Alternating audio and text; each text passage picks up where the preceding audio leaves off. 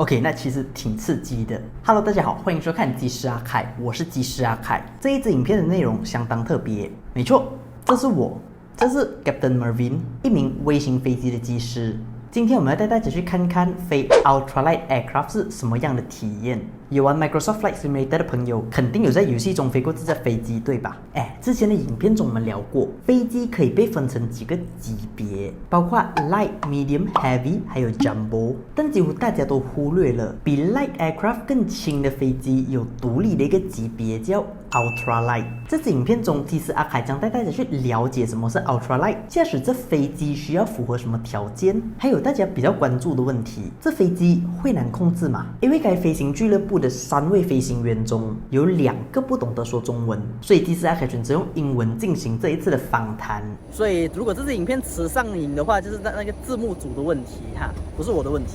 不是你自己吗？走。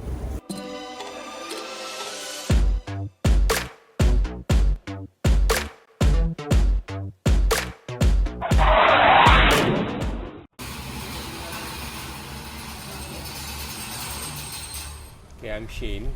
Hi. And this is my colleague, Mervin. This is our Sifu, Captain Roizan. So how long have you been flying Ultralight? Well, to be honest, the longest is him because he's the one who trained me first. Oh. This was way back in 2006. We have tourists like you guys that like to experience what flying is all about.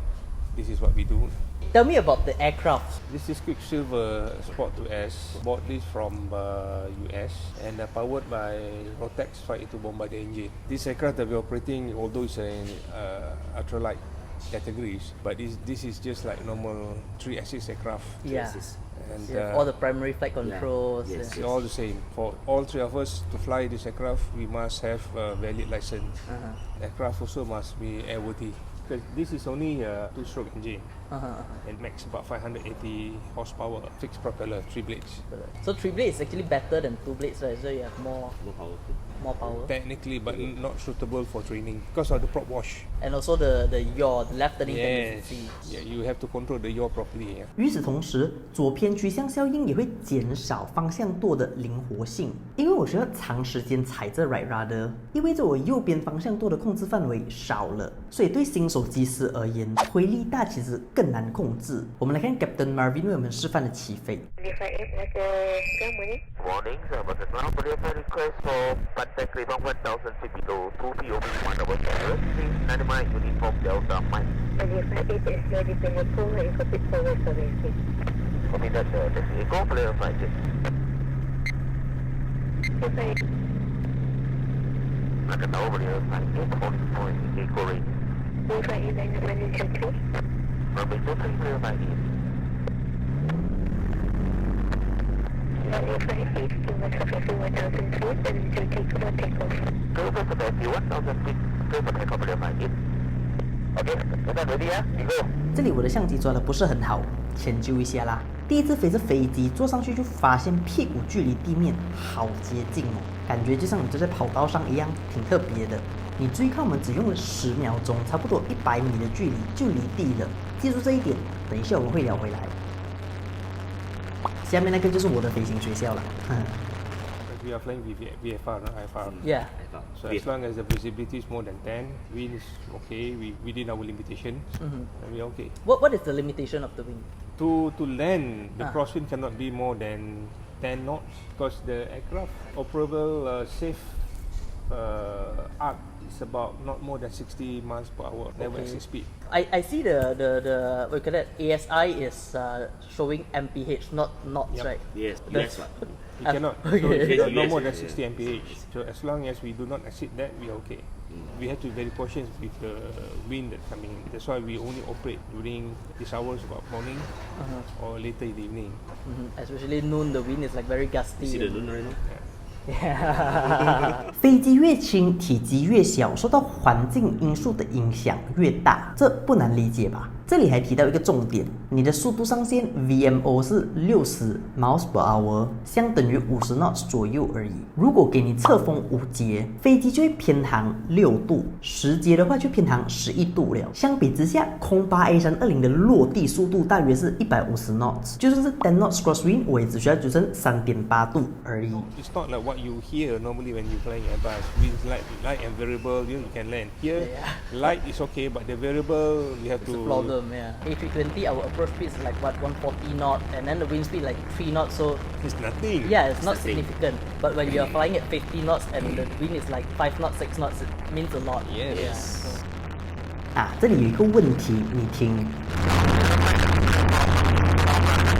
我直接把麦克风塞到耳机里面去了，所以你们听到什么就等于我听到什么。老实说，听不到。Actually, just now when I was on the aircraft, it's quite hard for me to hear what the tower says. Can you guys actually hear like? This radio is we don't have ANR, active noise reduction. So any disruption, whatever, you will hear it. Especially when you're downwind here, there's this strong disruption because of VOR. When you cross over high tension lines, again, you can hear that. OK， 没有 ANR 或许是问题之一。我在剪辑影片的时候，突然意识到，我耳机里面的噪音可能是从机长那边的麦克风传来的。因为飞机没有风挡，如果长时间开在 intercom 的话，我一直听到风的声音也不稀奇。我还发现我这一边的麦克风是被静音的，至少我听不见我自己说话，这样就合理了。我的麦克风静音，机长那边自然就不会有噪音，听东西当然清楚。当然这只是我的推测而已，可能他们那边也是听到沙沙沙，我不懂。And I realized we don't have a fuel gauge on the instrument panel. It is on at the fuel tank. The fuel tank. So you look up to see how much Yes, fuel you have. yes. Okay, I missed that out. Later I go and check 3-4 out. times then look out. Okay. So what is the altitude that we usually fly? Like Service ceiling for this aircraft about 12,500 feet. Wow, 12,500. You dare to fly out. You can, Do we need oxygen to fly the level? of course, okay, but we do not fly that high. Okay. Here maximum in Melaka we fly maximum about 1,000 feet.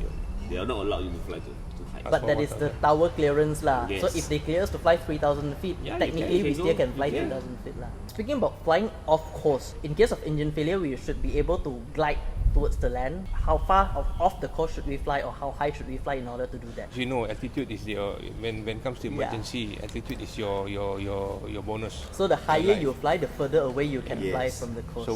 So whenever we fly, we always scan in case of emergency. Now, where do I land? So What are the options you're looking for?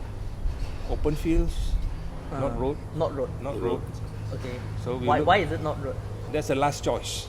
It's not Because the of best traffic. choice. Yes. Okay. And we also try to avoid all those high tension wires. So when we fly, we are very familiar of the vicinities and surroundings. Because if you are not familiar with the area, you start with scanning. The moment you scan, then you start losing altitude. Yeah. It's basically one turn. You miss that turn, that's it. At 500 feet, you can't do much, you see? Yeah. Because this aircraft is like stall aircraft. You can land less than 50 feet. Technically, as long as we got enough clearance, we can land. Yeah, I just realized because this aircraft is meant to land on grass surfaces and all that. Actually, it's a normal landing to you guys. Normal landing. 刚才起飞的时候，我们就看到卫星飞机所需要的跑道距离很短，降落其实也一样。而且这飞机是设计给我们用在沙地和草地上的，所以其实它可以降落的地点非常多。尽管如此，失去了引擎代表你不能爬升，不能复飞。不管怎样，你还是要落地，所以精准度一定要有。我想聊一下这块面板，左边是高度表，右边是速度表，中间两个是引擎的仪表，上面是 RPM， 下面显示机油温度。给我们的数据不多，但对于目视飞行而言，可说是应有尽有。飞行仪表都是属于气压仪表，透过前面这只 Pitot Static Tube 就可以提供速度和高度了。旁边那条黑色的电线把引擎的数据连接过来，用最简单的系统解决最复杂的问题。我觉得飞微型飞机最难的地方应该是在导航。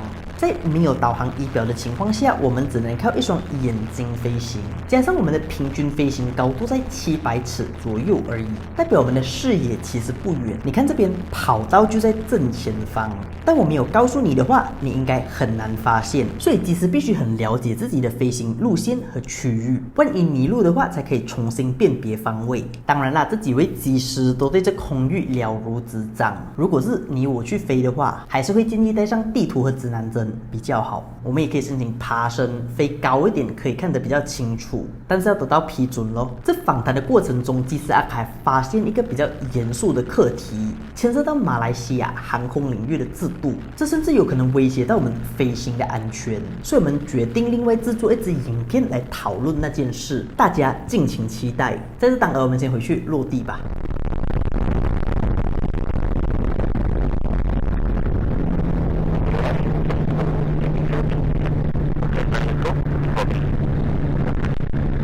So you do not require a commercial pilot license in order to fly this aircraft? No, it's just PPL. At least 5 hours to do conversion, familiarization, etc. Uh-huh. Then do your checks. That's it. You can fly yourself. And then I can fly myself, solo. Yeah. Solo?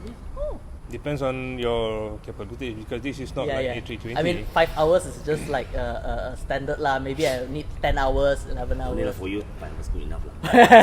Because you know this basically testing your skills. Yeah.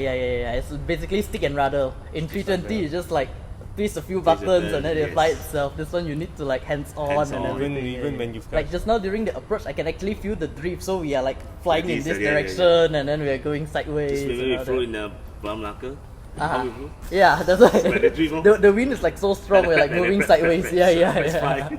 Okay, so if people wanted to come and fly here, how do they approach you guys? Contact Horizon. So the WhatsApp number. Yeah, I'll WhatsApp put on the- number or through our Facebook, Facebook also. Messenger. Messenger. Okay, Either one of us will respond.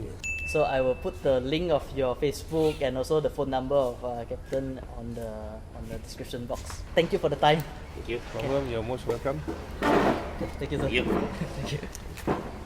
Thank you. 老实说，真的是超便宜的，2个人体验飞行只需要300令吉马币，就300令吉而已耶。尤其是马来西亚的朋友对飞行有兴趣的话，不妨尝试看看。外国的朋友也一样，这个地点距离吉隆坡国际机场才1个小时半的车程而已，真的不要错过，马上联系他们。好啦，今天的影片我们就聊到这里，下个星期我们会继续讨论一个被忽略的严重问题。喜欢我的影片的话，请你帮我点一个赞，然后帮我分享到其他的社交平台上，让更多人看得见。想看我其他影片的话，你可以点击这里或是这里，当然也不要忘记订阅我的频道，还有我的 Instagram。那我们下个星期见，我是技师阿凯，祝你旅途愉快。